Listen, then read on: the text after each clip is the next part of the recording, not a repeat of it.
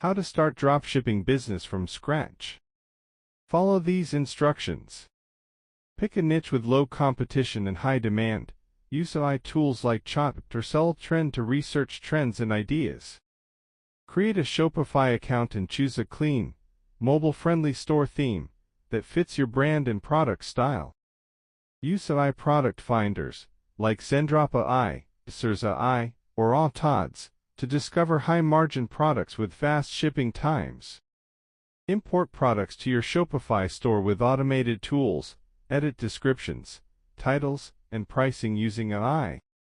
Set up payment gateways, Shopify Payments, PayPal, and test your checkout process to ensure a smooth customer experience.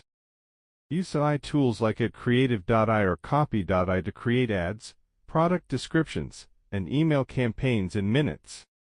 Launch your store and run targeted Facebook, TikTok, or Google ads. Analyze results with Shopify's AI-powered analytics. Thank you for watching.